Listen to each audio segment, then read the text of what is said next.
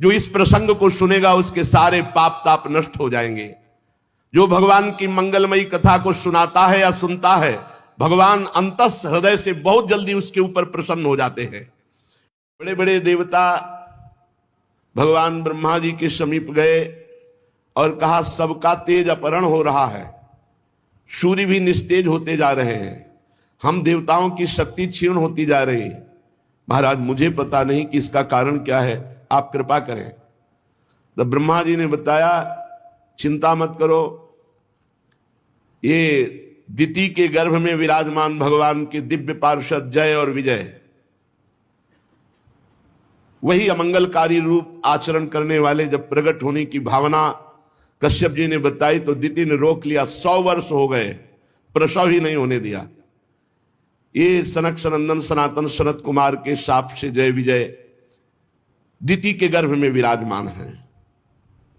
देख लो, भगवत प्रेमी महात्माओं का अपराध करने पर वैकुंठ से भी नीचे पतन हो गया, जो कदापि ऐसा शास्त्रों में नहीं पाया गया। वैकुंठ में प्रवेश पाने के बाद फिर इस जगत में आना नहीं होता। यद्गत्वा न निवर्तन्ते तद्धाम परमम मम। लेकिन धाम में भी भगवत प्रेमी महात्मा का अपराध बन गया तो जय विजय को 3 जन्म के लिए दैत्य भाव असुर भाव से इस भूतल पर आना पड़ा।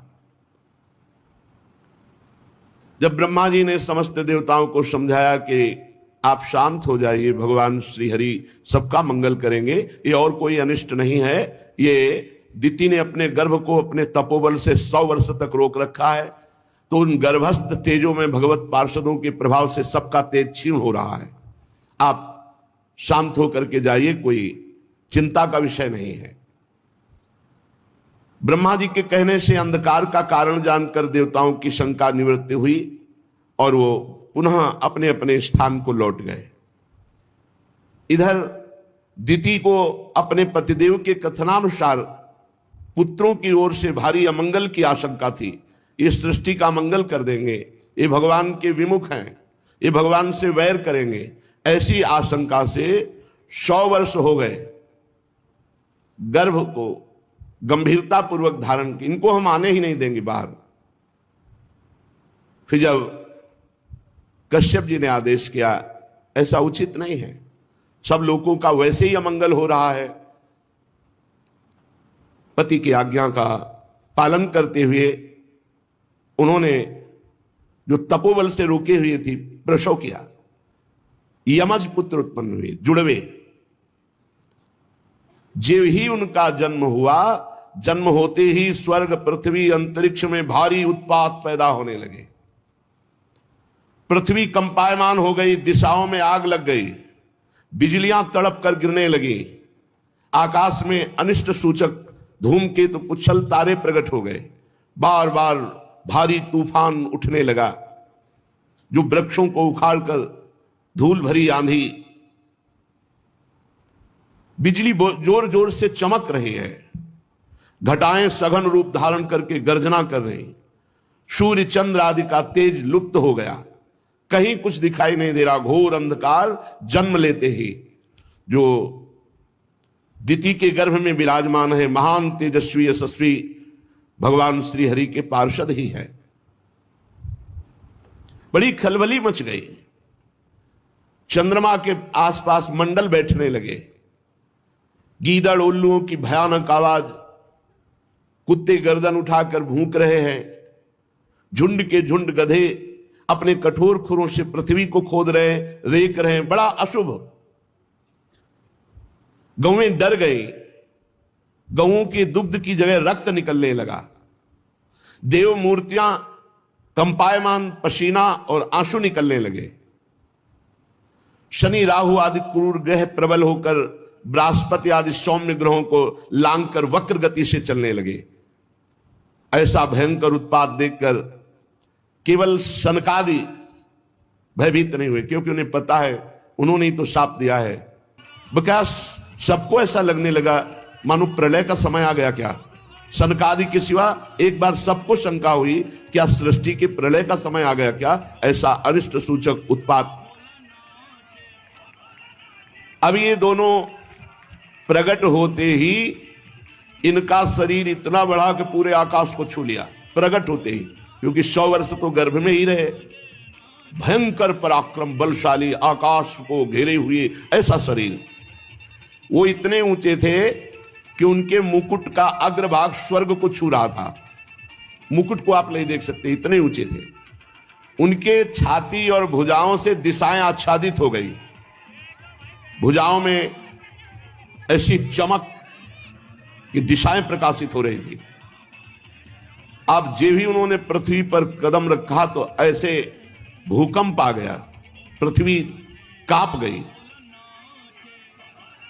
कश्यप जी ने मंगलाचरण किया। बड़े भारी तपस्वी कश्यप जी हैं। नामकरण संस्कार किया। उनमें से जो दिति के गर्भ में पहले स्थापित हुआ उसका नाम हिरण्यकश्यप, और जो दिति के गर्भ से पहले निकला उसका नाम हिरण्याक्ष। स्थापित हुए हिरण्यकश्यप पहले और प्रकट हुए हिरण्याक्ष, इसलिए बड़े भाई हिरण्याक्ष माने गए।